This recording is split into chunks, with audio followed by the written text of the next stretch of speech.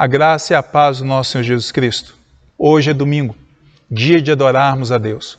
Infelizmente, não podemos fazer isso no templo.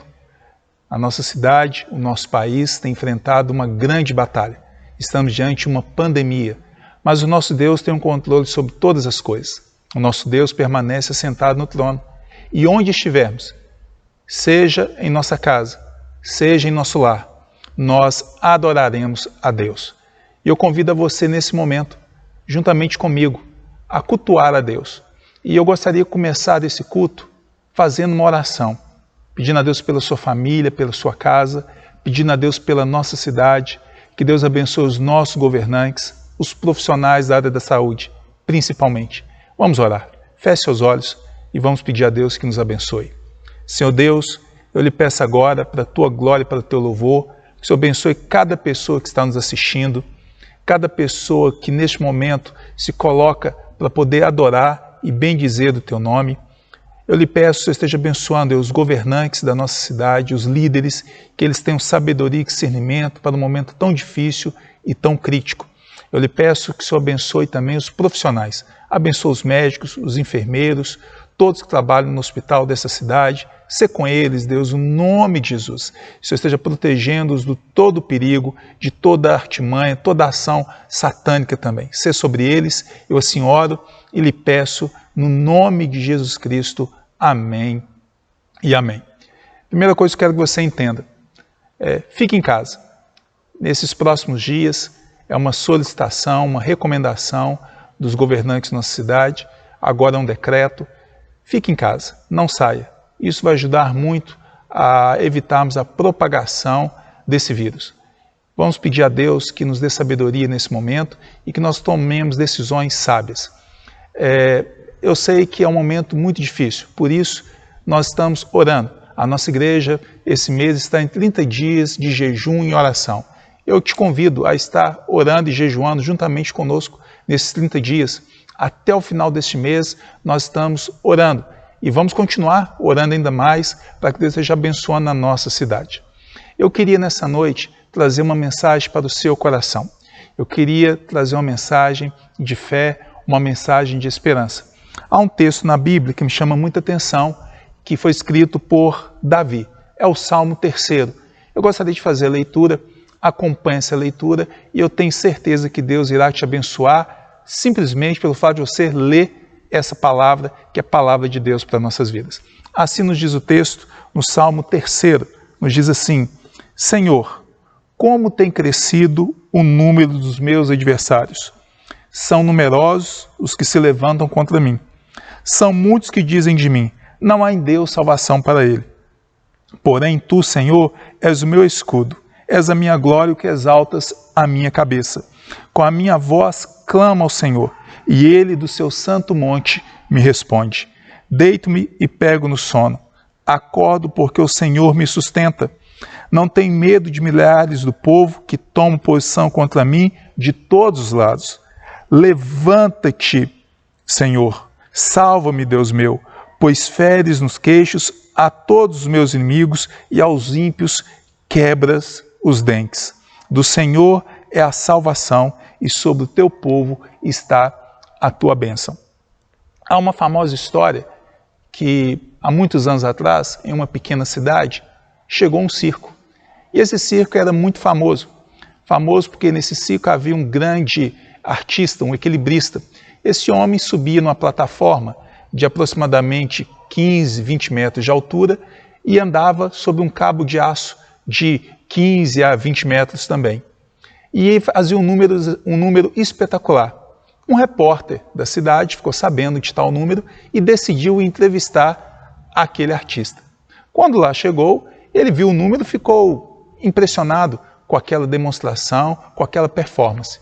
Ao descer ali do pináculo, ele foi entrevistar este homem. E nos diz que a entrevista foi da seguinte forma: o jornalista chegou já o elogiando, dizendo assim: você é espetacular, não há ninguém como você, eu nunca vi um número igual. Esse equilibrista, olhando atentamente as palavras do jornalista, daquele repórter, ele fez a seguinte pergunta então: você me acha realmente bom? Ele falou: não, você é espetacular, respondeu o jornalista. Pois bem, disse o equilibrista, eu estou ensaiando um novo número. O novo número é da seguinte forma. Você está vendo esse cabo de aço? Ele, sim. Está vendo a plataforma? Estou. Eu subo na plataforma, vou no cabo de aço, vou e volto. Só tem uma questão. Eu vou levando um carrinho de mão, equilibrando sobre o cabo de aço. E eu queria te convidar a participar desse número. Aí o jornalista olhou e disse, participar como? Eu queria que você se sentasse no carrinho. O jornalista riu e disse, eu não vou fazer isso. Eu não estou disposto a confiar a minha vida dessa forma a você. A pergunta que eu quero que você entenda é o seguinte, quando sua fé é colocada à prova, quando sua confiança é colocada em xeque, como é que você reage? Nós estamos vivendo um momento muito difícil, em que a nossa confiança, a nossa fé está sendo colocada em xeque, à prova. E esse salmo, o Salmo 3, é um salmo muito interessante, porque aqui nós temos um homem, Davi, que estava sendo colocado à prova, a sua confiança, a sua fé em Deus. Aqui nós temos um salmo que fala sobre confiança inabalável. Qual que é o contexto desse salmo? Davi era rei de Israel, contudo seu filho Absalão se levantou contra ele mesmo, contra seu próprio pai. Nos diz que Absalão ficava na porta do palácio e quando as pessoas chegavam para poder consultar, pegarem conselhos com Davi, Absalão era mais rápido e Absalão conquistou os corações daquelas pessoas. O fato é que Absalão deu um golpe de estado e Absalão usurpou o trono do próprio pai. Como resultado, Davi tem que fugir. Davi foge para o deserto e Davi, nesse contexto de fuga, num contexto difícil, de lutas, de provações, é exatamente nesse contexto que Davi escreve o Salmo 3. A confiança dele estava sendo colocada em xeque, à prova. E nós estamos vivendo um momento em que nossa confiança está sendo colocada à prova. E eu queria tratar algumas questões aqui. Em primeiro lugar, o que eu vejo nesse texto? Eu vejo os ladrões da nossa confiança. Aquilo que tenta muitas vezes roubar a nossa fé. Aquilo que muitas vezes tenta saquear a nossa confiança em Deus. Eu vejo aqui os críticos. Nos diz assim, Senhor, são muitos os que dizem de mim, o verso 2. Muitas pessoas estavam falando mal de Davi, dizendo Davi não tem jeito, criticando a postura de Davi e uma série de coisas. O fato é que lidar com críticas não é fácil. E isso pode roubar a nossa confiança em Deus. Os críticos e as críticas crescem em todo lugar. São como ervas daninhas, nas escolas, nas faculdades, nos trabalhos, nos nossos próprios lares. Quando nós olhamos à luz da Bíblia, vários homens tiveram que lidar com as críticas. E quando eu olho o contexto da história também, eu vejo inúmeros homens lidando com críticas. O fato é como nós vamos vencer as críticas. Eu aprendi algumas questões sobre críticas que eu creio que são importantes para você. Quando você ouviu uma crítica, ela talvez tenha sido feita de forma carnal, mas não significa que não seja verdade. Talvez seja verdade o que a pessoa esteja falando. Outra coisa importante, se a crítica não for verdade, não durma com isso. Jogue isso fora. E outra questão, agradeça a Deus pelos seus críticos, porque ninguém cresce com tapinha nas costas. Muitas vezes nós crescemos, são diante de lutas, diante de dificuldades, diante de provas, diante de oposições. Mas o fato, a crítica que verdadeiramente rouba nossa confiança e que pode fazer isso, é a crítica da fé. É aquela mais ou menos assim, você não é crente? Você não ama a Deus? Você não é ofertante? Você não é dizimista? Você não vai lá no templo, no culto? Você não celebra a Deus? Por que você está passando por essa luta? Porque essa prova veio sobre a sua vida. Eu quero que você entenda que por mais que as coisas sejam complicadas, Deus ainda permanece no trono. Deus ainda governa a sua vida e governa a sua história. Em nenhum momento ele perde as rédeas da sua vida. Está sob o controle dele, nas mãos dele. Mas isso pode roubar a nossa confiança. Quando eu leio esse texto, eu percebo que há outro inimigo, outro ladrão da nossa confiança. Os proclamadores da desgraça. Nos diz assim o verso de número 2. São muitos que dizem de mim, não há em Deus salvação para ele. Ou seja, Davi, sua vida está perdida. Não tem mais jeito. Seu filho vai te matar. E lidar com o proclamador da desgraça não é fácil. pessoas que sempre colocam obstáculos, pessoas que não acreditam que de fato as coisas podem ser melhores. Lidar com gente assim é muito difícil e nós estamos vivendo um momento assim, de muitas pessoas que são arautos do caos, gente que está proclamando a desgraça, achando que está tudo acabado e que não tem mais jeito. Eu lembro que alguns anos atrás eu estava conversando com um rapaz e ele contou que uma pessoa estava conversando com ele sobre uma enfermidade e outra pessoa se colocou ao lado. E essa pessoa disse assim, olha, eu estou enferma com a doença X, estou passando por uma luta, e esse homem, esse rapaz observando, e essa outra pessoa do lado também. De repente, essa pessoa que estava do lado falou assim, eu passei pela mesma situação. Ele falou, mesmo? O que aconteceu? Olha, eu tinha um irmão na família, um parente, melhor dizendo, que estava vivendo uma situação parecida. Mas o que aconteceu com ele? Perguntou a pessoa, olha, 7 palmos debaixo da terra, ou seja, morreu. Às vezes a pessoa, ao invés de nos incentivar, de nos ajudar, de trazer palavras abençoadoras, são proclamadores da desgraça. É o que estava acontecendo aqui com Davi, não é? Não há salvação para ele, ou seja, não tem jeito, proclamadores da desgraça. Então, nesse momento, nós temos que tomar muito cuidado com isso. O que pode roubar a nossa confiança?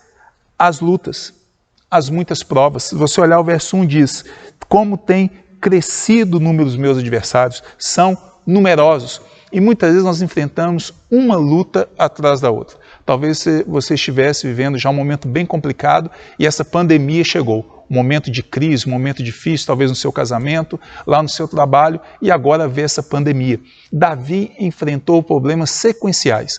Nós olhamos a história, nos diz que Davi matou o gigante Golias e que após matar o gigante Golias, Davi atingiu um patamar altíssimo.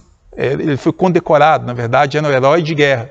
Mas após isso, Davi teve várias lutas. Não é? Saul começa a perseguir Davi, Davi perdeu seu status, Davi perdeu a sua esposa, Davi perdeu o seu amigo, Jonatas, Davi perdeu o seu conselheiro, que era Samuel, e diz a história que em determinado momento Davi teve que se fazer de louco para poder sobreviver.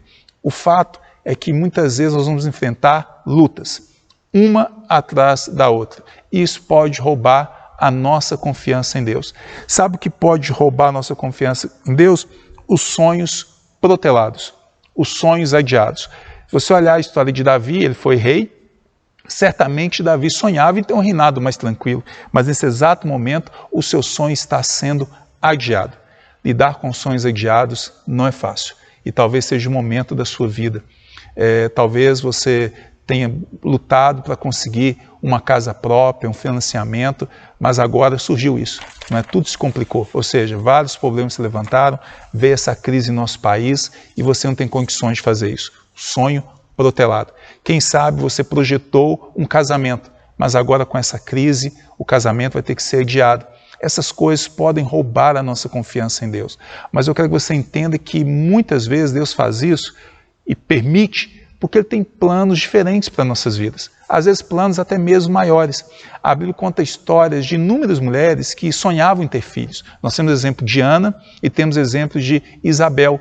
Ambas eram estéreis. Nos diz que elas oravam por isso, mas elas não tiveram o tempo que elas queriam. Mas no tempo certo, Deus deu para Ana Samuel, que foi o maior profeta daquela geração, e Deus deu para Isabel João Batista, que foi também um grande profeta, e diz a história bíblica que Jesus o chama de o maior homem que já existiu na face da terra. Então cuidado, porque os proclamadores da desgraça podem roubar a sua confiança em Deus, os sonhos protelados, melhor dizendo, podem roubar a sua confiança em Deus. Confie em Deus.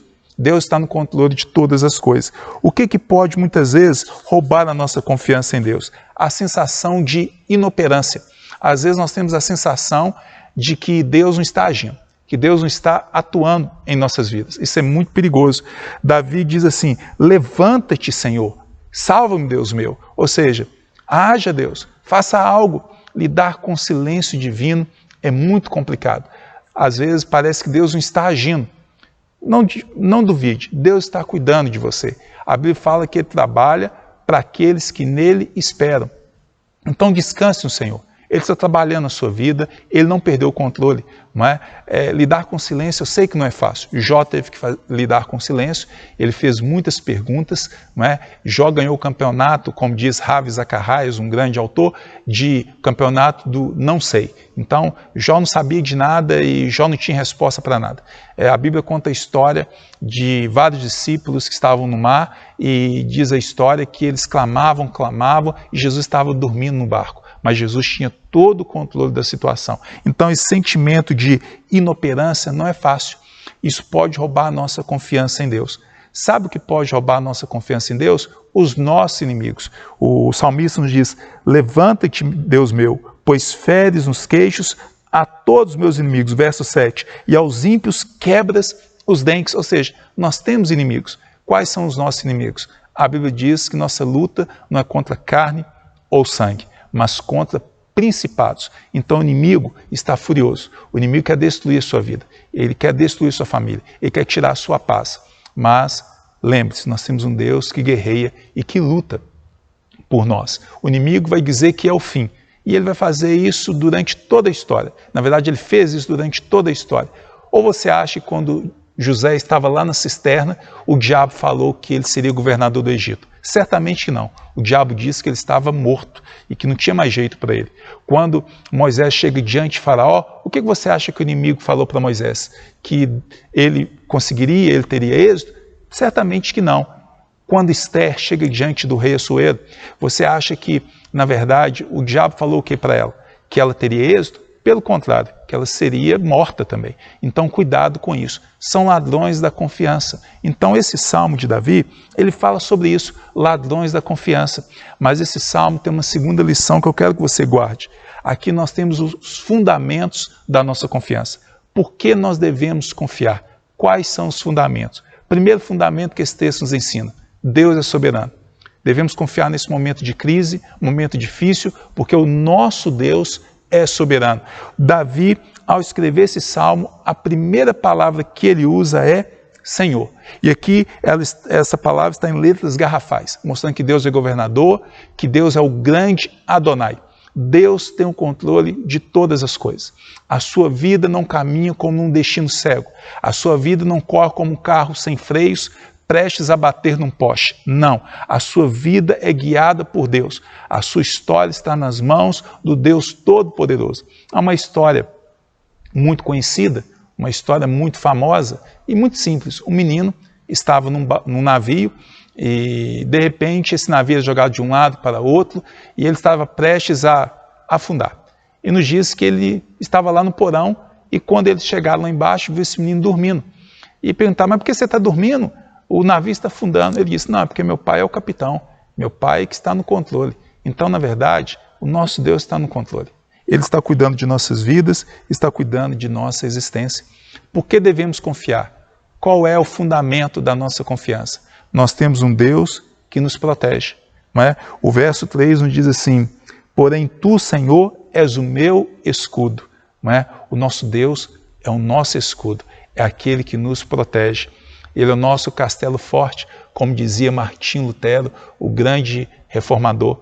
Ele é o nosso bunker, é o nosso esconderijo. Não é? A Bíblia fala em Salmo 139 que ele nos protege, sobre nós ele coloca a sua mão. A Bíblia conta uma história muito interessante de Jairo, um homem que era chefe de uma sinagoga, e nos diz que ele vai até Jesus porque sua filha estava doente. Quando Jesus chega à sua casa, os empregados estão falando que sua filha já havia morrido. Diz a história que Jesus diz assim: não temas, creia somente. Eu entendo que Jesus se colocou ali à frente de Jairo e falou: Jairo, tenha calma, tenha paciência, eu estou aqui contigo. Então, quando eu olho para essa história de Davi, o Salmo 3, a história de confiança, eu vejo que nós temos um Deus que é protetor. Qual que é o fundamento da nossa confiança? Nós temos um Deus que guerreia por nós. O verso 7 nos diz assim: levanta-te, Senhor, salva-me, Deus meu, pois feres nos queixos a todos os seus inimigos. Ou seja, o meu Deus é aquele que guerreia por mim. Ele luta por mim. Então eu fico em paz, eu descanso, porque eu tenho um Deus que é o Senhor dos exércitos. Como diz Davi ao lutar com o gigante Golias: eu vou contra ti em nome do Senhor dos exércitos. Há uma história na Bíblia muito interessante, a história de Josafá. Diz o texto que Israel estava no conflito com Amon e Moabe, e Josafá fez a seguinte oração: Senhor, em Deus, em nós não há forças, Deus, porém os nossos olhos estão postos em Ti. Essa é a oração de Josafá, não é? Em nós não há forças, porém os nossos olhos estão postos em quem? Em Ti. Então, confie em Deus. Por que você deve confiar em Deus? Qual que é o fundamento? Nós fazemos parte de um povo abençoado. O verso 8 diz assim: do Senhor é a salvação e sobre o teu povo está a tua bênção. Você é abençoado por Deus, você é escolhido por Deus, você é separado por Deus, você é selado com o Espírito Santo, você é herdeiro de Deus, a sua herança é incorruptível. Não é? Um dia nós habitaremos no novo céu e na nova terra. Sobre o teu povo está a sua bênção. Então, o que eu quero que você aprenda nesse salmo? Em primeiro lugar, você vai enfrentar ladrões da confiança. Em segundo lugar, você tem fundamentos para poder confiar. Mas em terceiro lugar, quais são as atitudes daqueles que confiam? Chegou a hora de você colocar isso em prática. Chegou a hora de você mostrar que de fato você ama Jesus, que você confia nele. O que eu vejo nesse texto? Aqueles que confiam em Deus não desistem de buscá-lo. Continuam orando e clamando. O verso 4 nos diz assim: com a minha voz clamo ao Senhor. Por que nós clamamos? Porque nós sabemos que Deus escuta o nosso clamor. Lá em Josué capítulo 10, verso 13 e 14, nos diz que Deus ouve orações de homens. Ouviu a oração de um homem. Deus escuta a sua oração. Não duvide disso. Ele está com os ouvidos abertos, atentos ao seu clamor. É por isso que devemos confiar, devemos continuar clamando, clamando com fé, acreditando que o nosso Deus intervirá, que o nosso Deus agirá em nosso favor. Então, nessa noite eu queria que você guardasse no seu coração: aqueles que confiam não desistem de clamar, eles oram. Está sofrendo? Oram. Está passando por lutas? Clamam. Eu lembro de Paulo e Silas na prisão. Diz o texto que à meia-noite eles louvavam ao Senhor. Eles estavam adorando a Deus, não é? Clamando ao Senhor, orando e louvando. Essa deve ser a nossa atitude nesse momento. Clamor e de oração. Esteja orando pelo momento que nós estamos passando. Aqueles que confiam, descansam no Senhor. O verso 5 nos diz assim: deito-me e pego no sono. Acordo porque o Senhor me sustenta. Davi está no deserto, ele faz do seu travesseiro uma pedra. Na verdade, ele pega uma pedra e faz ali o seu travesseiro. E Davi está falando isso: deito-me e pego no sono, no momento que está sendo perseguido pelo próprio filho. Uma situação muito difícil. Eu quero desafiar você nessa noite a deitar, a dormir e a descansar. Confie no Senhor. Ele diz: entrega o teu caminho ao Senhor, confia nele, o mais ele fará. Ele está cuidando da sua vida, está cuidando da sua família, está cuidando do seu lar. Ele vai prover. Ele sabe que você precisa. Ele sabe que você precisa do emprego, ele sabe que você precisa do seu salário. Ele vai prover. Não duvide, descanse nele. Nessa noite, durma, no nome de Jesus. Atitudes daqueles que confiam. Não entram em desespero. Diz o texto no verso 6, não tenha medo, não fique desesperado. Não permitas que o gigante do medo ocupe a sua vida. Confie em Deus, Ele é o seu Senhor.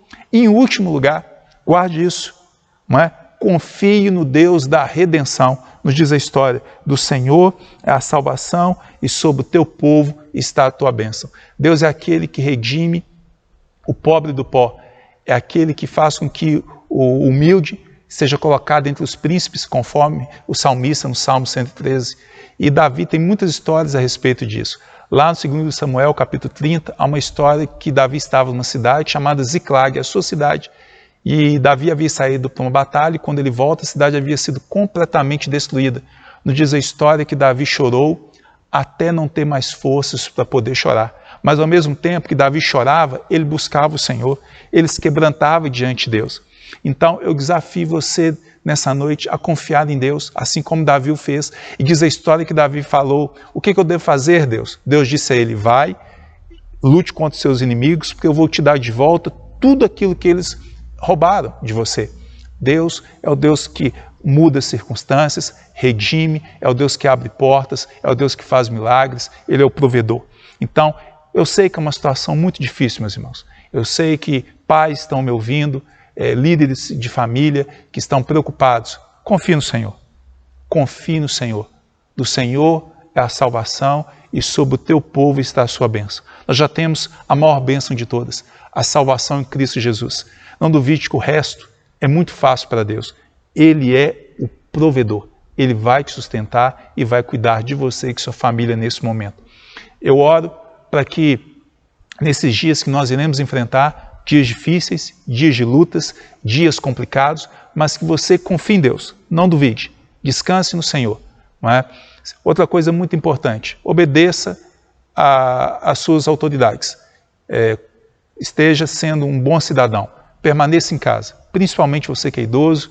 Não é? Se você tem algum sintoma de gripe, alguma coisa nesse sentido, não saia de casa. Se tiver febre, alguma coisa nesse sentido, tem que procurar os profissionais na área da saúde, ok?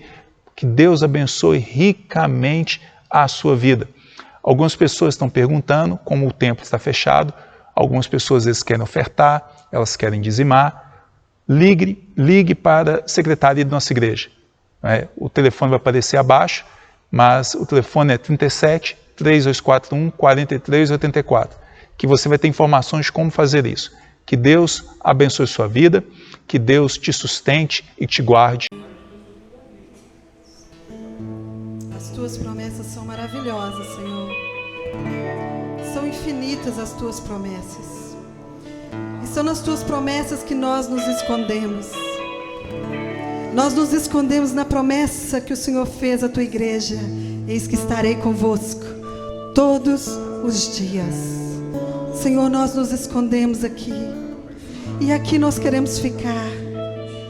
As tuas promessas para mim. Meu Jesus, Salvador, outro igual não há. Todos os dias quero louvar as maravilhas de teu amor. Consolo, abrigo, força e refúgio é o Senhor. Com todo o meu ser, com tudo que sou, sempre te adorarei.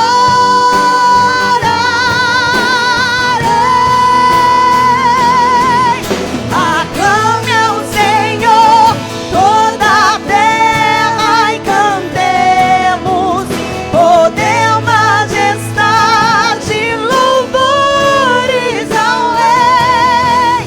Montanhas se prostrem e rujam os mares ao som de teu nome.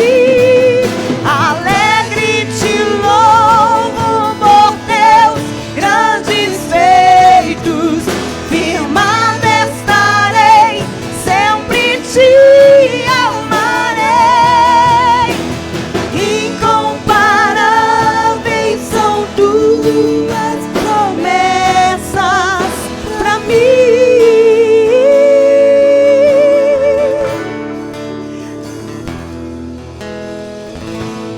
Meu Jesus, Salvador, outro igual não há.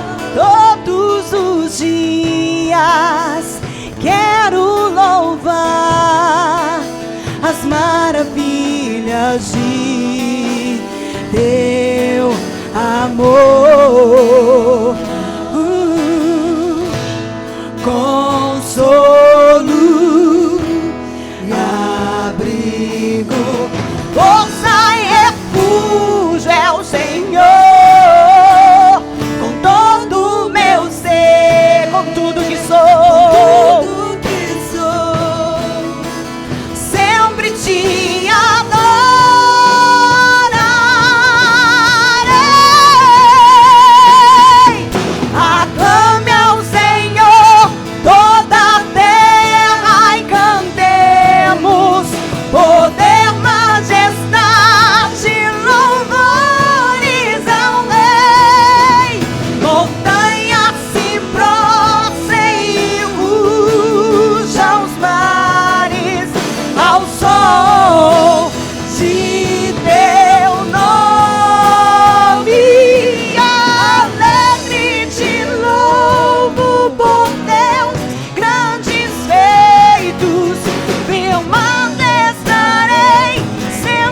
ti.